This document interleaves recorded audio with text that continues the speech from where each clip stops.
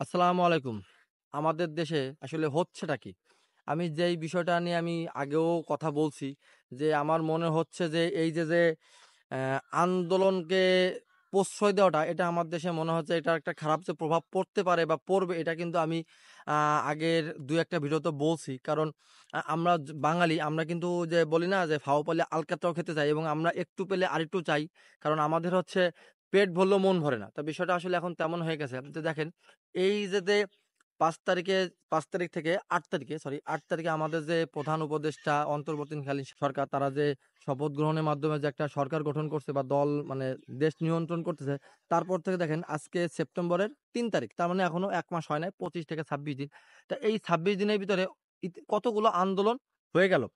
১ম এ গেল ছাত্ররা এই যে ছাত্ররা যে আন্দোলন করলো পরীক্ষা বাতিলের জন্য, এই যে যখন এই পরীক্ষাটাকে যখন বাতিল ঘোষণা করা হয়েছে, তখনই আমি একটা কথা বলছি যে, এটা আমার মনে হয় যে আমাদের দেশের জনগণের উপর এর একটা প্রভাব পড়বে। কারণ সবার মনে তখন একটা জিনিস বিরাজ করবে যে, আন্দোলন করলেই মনে হয় আমরা এটা একটা জিনিস পেয়ে যাবো। কারণ যেহেতু আন্দোলন করলেই মেনে নেওয়া হচ্ছে, কারণ সেটা যৌক্তিক হোক বা অযৌক্তিক।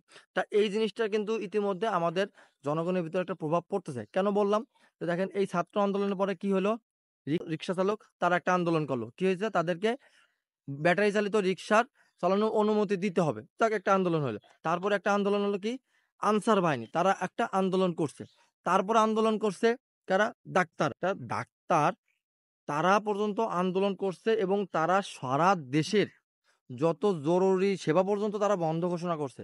যে মানুষ জরুরি অবস্থায় যে সামান্যতম চিকিৎসা নিবে প্রাথমিক যে চিকিৎসাটা নিবে, সেটা পর্যন্ত তারা বন্ধ করে রাখছে তাদের আন্দোলনের কারণে।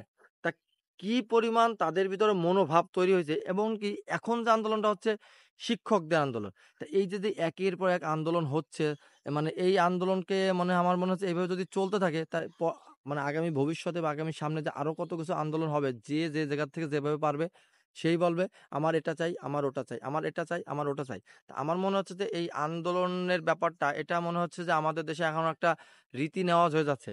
এইগুলোর ফায়দা কিন্তু আমাদের অন্য যে সমস্ত মহল আছে তারাও কিন্তু নেওয়ার চেষ্টা করবে। কারণ তারাও মনে করবে যে আন্দোলন করলেই তো আমরা এটা একটা ভালো কিছু পেতে পারি বা আন্দোলন করলেই তো আমাদেরকে মেনে নিবে। কারণ এখন এটা কি জন্য যে এই জিনিসগুলো হচ্ছে তবে এটা কিন্তু অন্য মানে যারা রাজনৈতিক দল আছে বা যারা উস্কানিদাতা আছে তারা কিন্তু বিভিন্ন মহলকে উস্কানি দেবে যে তোমরা এইটা করো, এটা করলে এটা থেকে তোমরা ফায়দা পাবা। তা আমরা যেহেতু সাধারণ আমাদের দেশের বেশিরভাগ মানুষ এখনো অশিক্ষিত, তারা হয়তো অনেক কিছু জানে না, বুঝে না।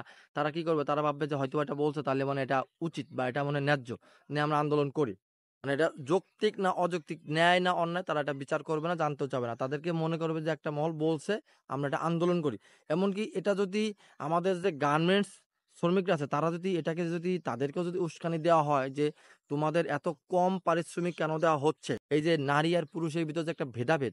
কারণ এমনি আমাদের দেশে কিন্তু বলা হয় নারী পুরুষ সমান অধিকার। কিন্তু কর্মক্ষেত্রে বা গার্মেন্টস ক্ষেত্রে কিন্তু নারী আর পুরুষকে সমানভাবে দেখা হয় না। নারীর বেতন কম, পুরুষের বেতন বেশি। কিন্তু কাজ কিন্তু তারা একই করতেছে। তো এই যে তাদেরকে যদি উস্কানি দেয়া হয় বা এই যে নারী পুরুষ সমস্ত গার্মেন্টস শ্রমিককে যদি উস্কানি দেওয়া হয় যে তোমাদের বেতন এত কম কেন? কারণ যেখানে অন্যান্য কারখানা বা অন্যান্য যে সমস্ত চাকরিজীবী তারা হয়তো ৮ ঘন্টা ডিউটি করে ১৪,০০০, ১৫,০০০ বা ২০,০০০ টাকা পর্যন্ত বেতন পাচ্ছে। সেখানে একজন গার্মেন্টস কর্মীকে যারা ১০ ঘন্টা ১২ ঘন্টা ডিউটি করেও হয়তোবা ৮,০০০ ১০,০০০ টাকা বেতন পাচ্ছে। তাদেরকে যদি উস্কানি দেওয়া হয় তাহলে দেশের অবস্থা কি হতে পারে? কারণ গার্মেন্টসে কিন্তু আমি যতটুকু জানতে পারলাম যে গার্মেন্টসে আমাদের সারা বাংলাদেশে প্রায় ৪৫ লক্ষ গার্মেন্টস শ্রমিক আছে। তা এই ৪৫ লক্ষ গার্মেন্টস শ্রমিক যদি এক হয়ে আন্দোলন নামে তাহলে দেশের পরিস্থিতি কতটা ভয়াবহ হতে পারে? কারণ এক ছাত্র আন্দোলন তারা হয়তোবা সারা দেশে ৫ লাখ ১০ লাখ হয়তোবা ছাত্রছাত্রী তারা হয়তো আন্দোলনে নামছিল। তার ফলেই একটা দেশের এই বিপর্যয় নেমে আসছে। তাহলে হয়তোবা বিপর্যয়ের কথাটাকে আপনারা অন্যভাবে নিতে পারেন। বিপর্যয়ের কথাটা এজন্যই বললাম যে তখন কিন্তু আমাদের দেশের মানে পরিস্থিতি খুব খারাপ হয়ে গেছিল। সরকার পতন হয়েছে ঠিক আছে। কিন্তু সরকার পতন আগে কিন্তু দেশের যোগাযোগ ব্যবস্থা বলেন বা সমস্ত কার্যক্রম বন্ধ হয়ে গেছিল বিধায় আমি সেটাকে বিপর্যয় বললাম। তা এই যে যারা গার্মেন্টস শ্রমিক তারা যদি এই আন্দোলন করে তাদের কিন্তু সামাল দেওয়াটা খুব কষ্ট হবে। তা আমার মনে হচ্ছে যে আমাদের এই সরকার বা প্রশাসনের এই জিনিসগুলো একটু আ সজাগ থাকা উচিত যে আন্দোলনটাকে কোনোভাবে প্রশ্রয় না দেওয়া এবং আন্দোলনকে শুরু করতে না দেওয়া। কারণ আমার মনে হচ্ছে যদি কারো যৌক্তিক দাবি দেওয়া থাকে সেটাকে আগে সুষ্ঠুভাবে শোনা যে আসলে তাদের কি যৌক্তিক দাবি বা তারা কি চায়। সেটা শুনে যদি সেটা যৌক্তিক হয় সহজে মেনে নেওয়া উচিত। যাতে জিনিসটা বড় না হয় একটা আন্দোলনের পর্যায়ে না যায়। কারণ আন্দোলন হওয়া মানে আমাদের দেশের ক্ষতি, আমাদের দেশের অর্থনীতির ক্ষতি এবং আমাদের দেশের জীবনযাপনের ক্ষতি এবং আন্দোলন থেকে এই যে মানুষ যে মারাগুলো যায় এগুলো কিন্তু যার যায় সেই বুঝে। তা আমার মনে হচ্ছে এই জিনিসগুলো অবশ্যই আমাদের এই সরকারের মানে এখন যে সরকার আছে অন্তর্বর্তীকালীন সরকার তাদেরকে জিনিসগুলো একটু নজরে নেওয়া উচিত এবং আন্দোলনকে প্রশ্রয় না দেওয়া উচিত। প্রশ্রয় দেওয়া মানে বাঙালিকে একটা কথা আছে না? বাঙালিকে প্রশ্রয় দিলে সে মাথায় উঠবে।